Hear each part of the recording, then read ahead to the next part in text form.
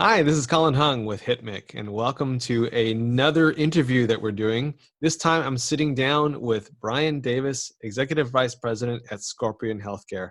Brian, thanks for sitting down with me today. Hey, it's a pleasure, Colin. Appreciate you so much. Thanks for the invite. Now, you and I bumped into each other at the virtual ShushMed conference that happened not too long ago, and that's kind of how we restarted our conversations. And, usually when I meet up with you, we're talking, you and I are standing around talking for like a couple hours, so this will be fun. Yeah, no, I'm a big fan, man. You guys do great work over there. Great journalism, great reporting, great insights. So we're a big fan of you guys at our house. Well, thank you for saying that, Brian. Thank you. So why don't we just dive in? Let's talk a little bit about obviously the pandemic and COVID. Given your business and given what you do, what were some of the things that COVID exposed for you guys or uncovered for you guys? Well, I mean, we work with just over 320 some odd hospitals, healthcare systems across the country, thousands of other clients and other verticals. But across our hospital population, if you will, obviously, whenever we were heading towards this thing that we didn't really know what was going to happen, we started to prepare and gear up. But then, the national emergency was declared, and 3 days later, after the president declared the national emergency, what we saw in aggregate across all of our clients was all of our hospital clients was the most internet traffic we had ever seen to them at once over 48, 72-hour period. Sure. And so, I mean, that goes back a long time. We've been doing this for a really long time, more than 15 years. And so when we saw that, it was just like, whoa, what's going on? And all of us, right? We were just trying to work with clients. We weren't really thinking about it at the time, but in hindsight, we started to look at why was that? And one of the things we realized is that, if we go back to where we all were at that point, where there's all this fear and the plague is coming and there's mass media and it is chaos and it is nothing but fear city on every channel, no matter where you're at.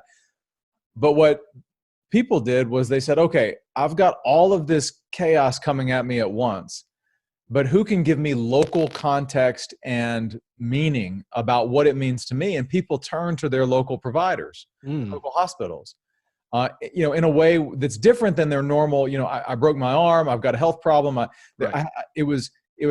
wasn't looking to my healthcare provider to solve my problem. I was looking to my healthcare provider for leadership.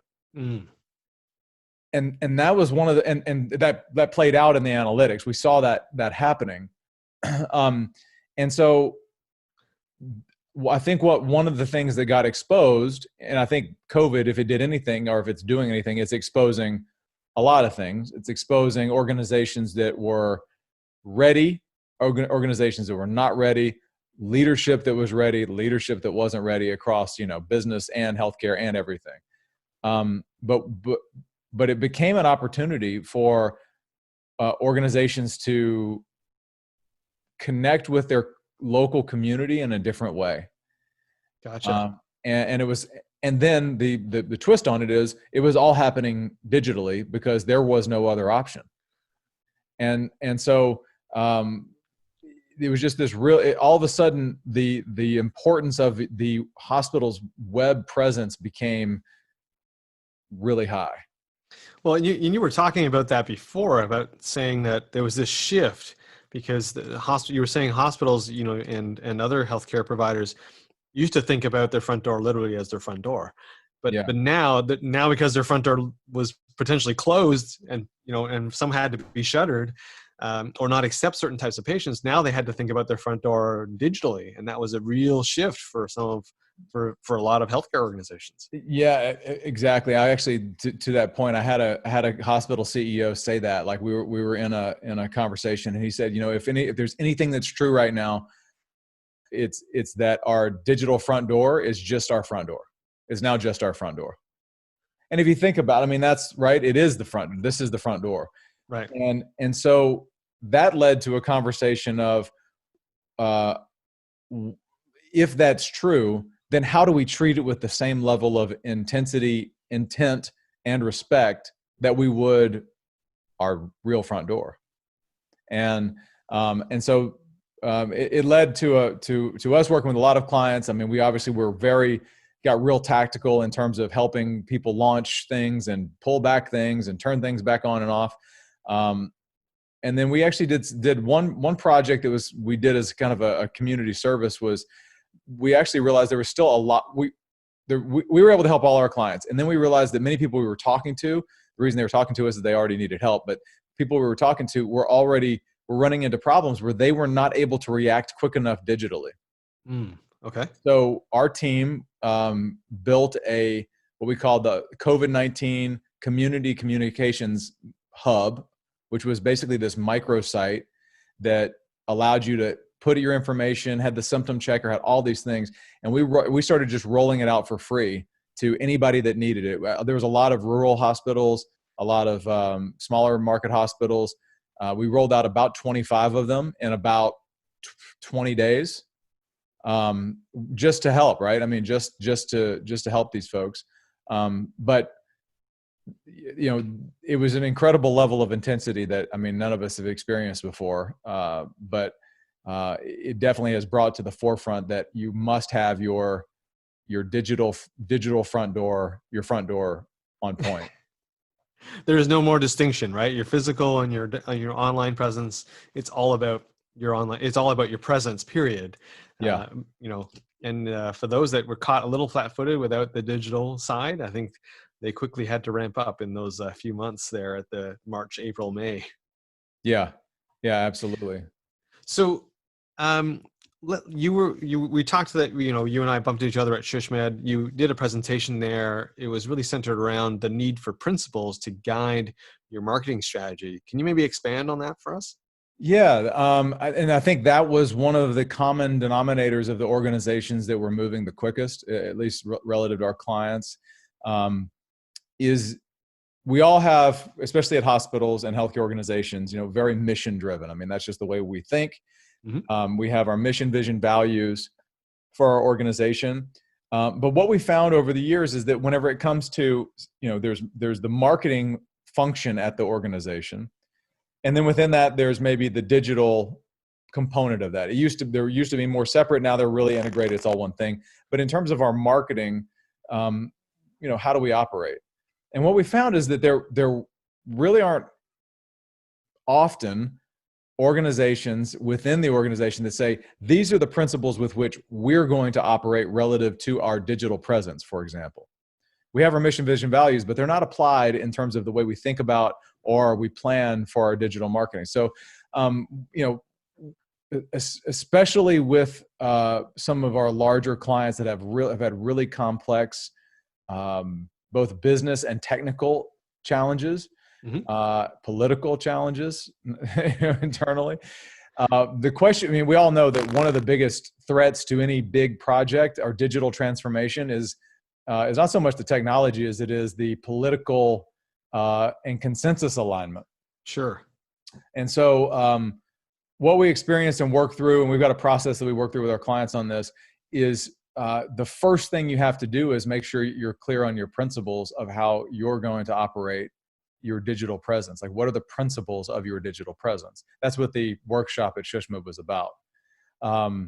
We actually did a survey at the SHSMD workshop, and we said, "Hey, do you have principles?" And everybody kind of said they did. And I said, "Well, are they written down? Are they clearly communicated? Have they been thoughtfully explained? Have they been shared with everybody? Have they been presented to the rest of the organization?"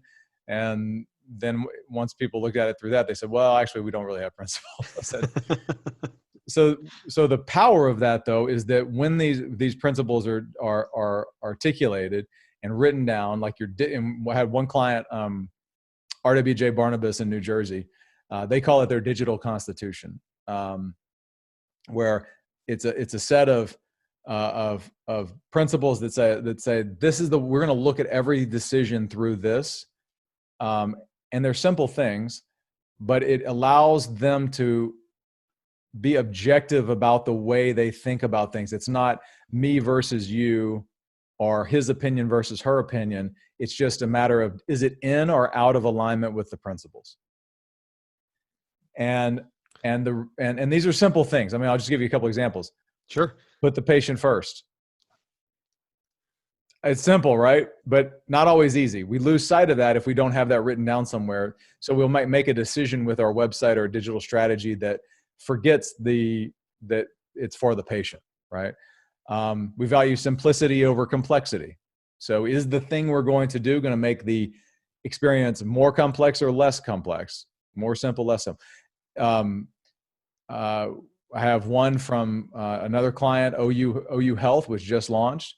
One of their core principles is it's our duty to broadcast, meaning it's our duty to take the great clinical work that we're doing here and bring that to the population in a way that they can understand the meaning behind it, but always keep that going because there may be some value that could save somebody's life. Or finally, one of them was, we will seek to meet the patient at the intersection of need and access. And that's from my friend, I'll give her a shout out, Jennifer Schultz at OU. She's the senior vice president over there. That's hers. I'm stealing. I told her I always give her credit if I said it. But that means is that basically, no different than when we put our clinics in the right neighborhoods and we're there from an access perspective in our market, we're also going to be there whenever people need us and they need access. When they look, they're going to find.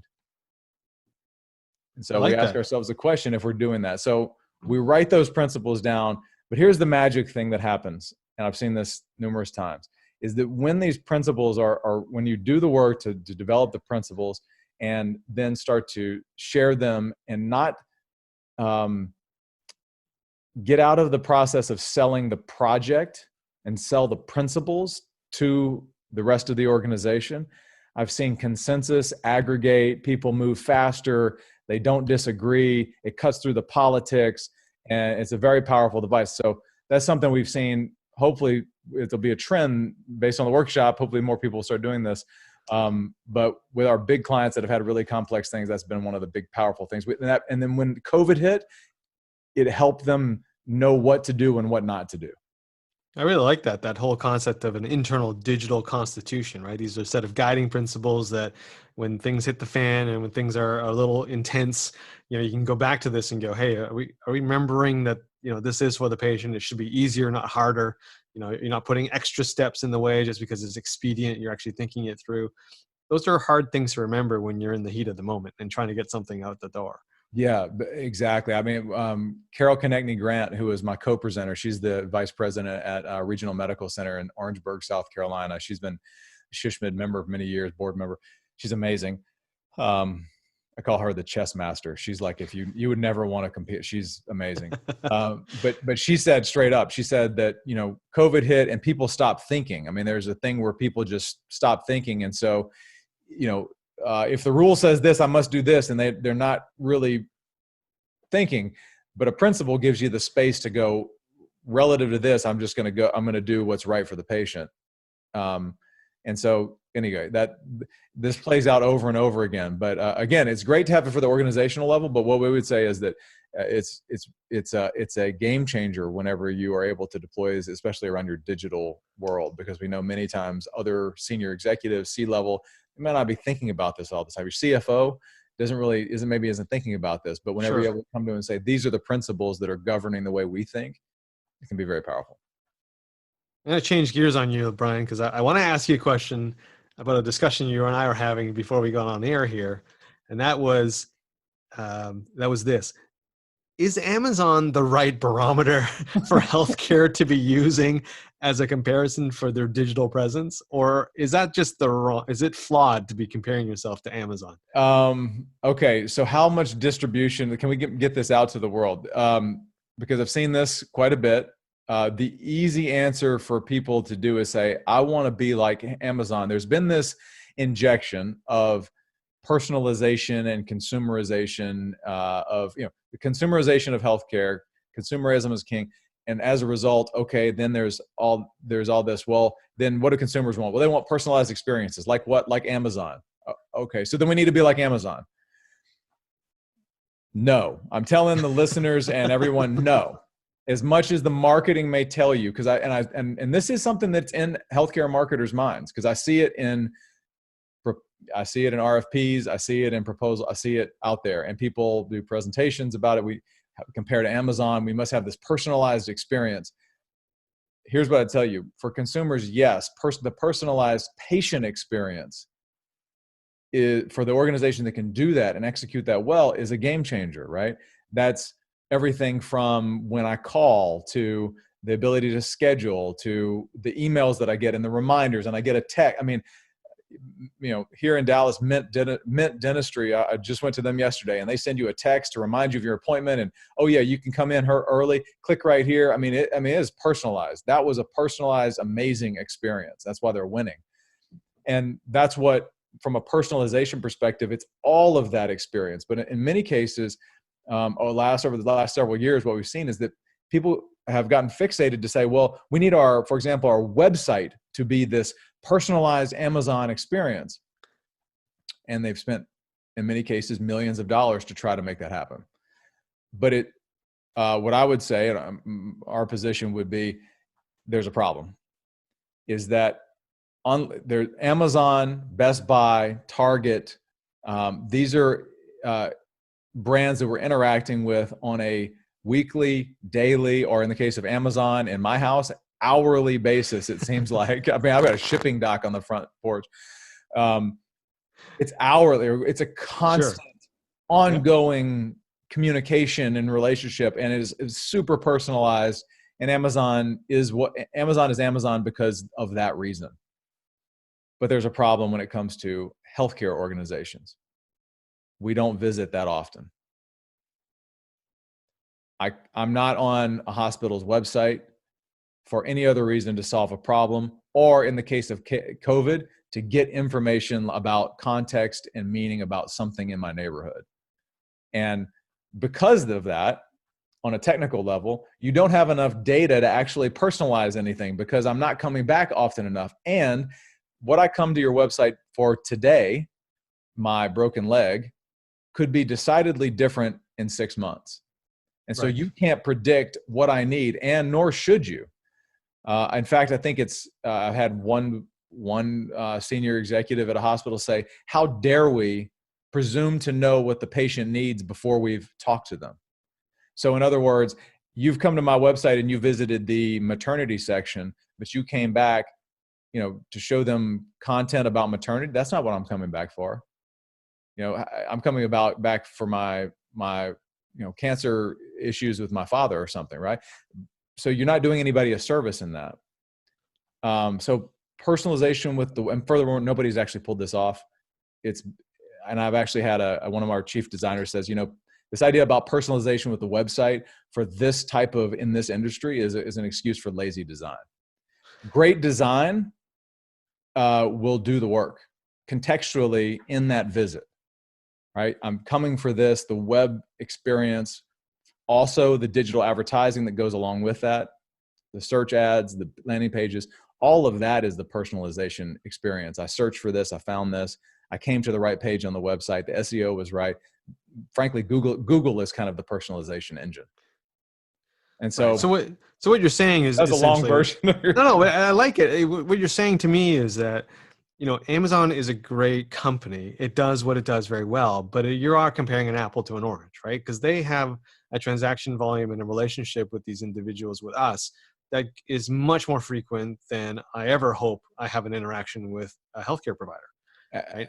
Yeah, and for absolutely. that alone, you don't have enough data to which to build or anticipate my need, right? You may think that I'm, coming for, maybe a colonoscopy because I should be due for it, and that's maybe what you show me.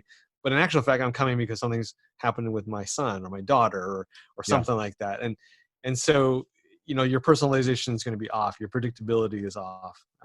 Amazon can get away with it because we're interacting with them so much more frequently. They probably know what we need before we need it. You just bought the shoes, so I'm going to show you the socks, right? It's that simple. Now, I am seeing great organizations do things with personalization on, emails, and when they've got the CRM in place and they can send things and they're triggering that. Very sophisticated. Most organizations aren't there. There's a few. Ochsner's doing a great job of this stuff down in New Orleans. I've got to give it. That's where I'm originally from, Louisiana, so I got to give them a shout out. But and I saw they just did a great presentation at Shishman too. But in terms of that web experience, we've actually done studies that show that people will come to the website and then they'll come back again in about 30 days is kind of and then they kind of vanish Right. in general. Then there's, and that we think that's maybe bill pay or some other things like that. But then there's in different service lines, it might be more often. But in general, it's I'm here when you need me, and then I'm out and I never visit again until I have another. Right. So this isn't an excuse not to have good design. What we're saying is that you don't need to be Amazon. Maybe that's not the right barometer. You need to, get the person the information, navigate them to the right place quickly, easily, simply. So you still need that aspect of design, but you don't need to be building Amazon. You don't need to No, replicate what Amazon is. and again, frankly, Google is the personalization engine, right? I type in what I want, and if your web experience, your ads, you should have a search, kind of an overarching SEM layer that's out there in your marketplace between your SEM layer and your website itself, and good SEO where they might come in right into the side door. That's really personalization, and that is personal. I mean, you're giving them exactly what they're looking for in the moment. So let's talk about that. Like, let's go a little bit deeper on this whole consumerization thing, because that's something else that we've talked about around. There is this movement, the consumer wave hitting healthcare. By now we, had COVID not happened, we should have all been now more in control of where we get our care and price transparency and all these things. And yes. And yet what you're saying is that although that is still happening and we are still on that road, the majority of the way that people go to healthcare organizations is still by the age-old referral networks. Yeah, I mean, just look at the numbers, right? There is people are going to self-select, and they're going to look around for different treatments, and specific service lines are more apt to that. But when you get into some of the higher revenue, like cardiology, neurosurgery, some of these things, that's all happening through referral networks, right? So you're not going to launch a digital campaign to the consumer for liver transplants, right? That's not. I mean, you might create some awareness, some basic basic awareness, but don't expect to go get a bunch of conversions around that. I'm not saying everybody's doing that, but I've seen that. Gotcha. But there's if you looked at the revenue of a healthcare system, and it's the referral channel is the bulk of it, and then there's this other part of it that's self-referral, but and you need to play both games very well, and that's kind of our perspective. Is it's no longer good enough to just go after the consumer from a marketing perspective. You really need to look see if there's levers you can pull on both sides of that, and that's what we're seeing some interesting things develop over the last 12 months. We're getting close to the end of our time here, Brian. So let me ask this question of you. What's happening at Scorpion? What are you guys working on? What sort of the new things are happening at the company? Well, again, we've continued to innovate. I mean, I think we had things that we were working on before COVID that COVID accelerated, just to the service of our clients in terms of platforms and capabilities with digital marketing. But again, back to this topic around kind of consumers versus the physician networks. One of the conversations we've had with some of our clients is how do we move the lever on that side with our physicians or with our physician networks in terms of aligning more of them to us and getting them to be aware and refer to us. And so we've been working on some really interesting technology, some amazing things that we're doing there in terms of really moving the physician business development function forward about 10 years, because let's face it, before COVID, primarily for the physician, but this is for the business development, physician relations, strategy folks. They're out there going to talk to doctors, connect with them, Yep. Try not to waste their time, but at the same time get their attention and hopefully build a relationship. And the primary marketing channel was, I'm sending a rep to go see you, and they're going to maybe bring a brochure and some donuts. And it's the old pharma rep methodology, right? It's exactly the pharma rep methodology. And so we had some clients, some chief strategy officers say, like, there's got to be a better way, right? Then bring the brochure. Is there digital things we could do? And so the answer is yes. And so we've been developing some strategies around that conversation that we'll be releasing more. But let's just say that I had a chief marketing officer recently say, what we're doing here in terms of targeting, intel, the ability to deliver a very specific message to a very specific audience, and then have information that gives my business development people actionable intel. He said it's the future. He said it's the future of business development. He's like, anybody that's not got this is going to be, I don't want, nobody's going to want to compete with me, is what he said on this. So it's basically saying, I mean, we and you cover a lot of this in the B2B world of just B2B healthcare marketing or B2B technology marketing. We've got some sophisticated things, right? We ABM, some of the things you talk about on your channel. There's a lot of sophisticated things you can do to target an account. We basically ask the question, what could you do to do that with physician networks? And we went out and grabbed some technology from a couple of adjacent industries, and we've done some cool things. So that strategy and connection with physician, we're looking to put a lever on the other side. We've got the consumer side, Google, digital, websites, all that, to the customers, to the marketplace, yes. But then the other lever is how do we get a competitive advantage for the strategy teams and the business development teams? And we've got an answer for that. I'll look forward to hearing more about that then, We'll Brian. do another Sounds interview. pretty interesting. Sounds really interesting. Well, listen, hey, I want to thank you for your time sitting down with me today. We covered a lot of different areas, which is pretty typical of a conversation between you and I, which I love. So, but thank you so much for sharing your insights with us today, Brian. Yeah, Colin, appreciate you, man. Thank you so much. Keep doing the good work out there, man. Love the content, and it's just a pleasure to be here with you today. Awesome. This is Colin Hung with HitMake and Healthcare IT Today. Thanks for listening.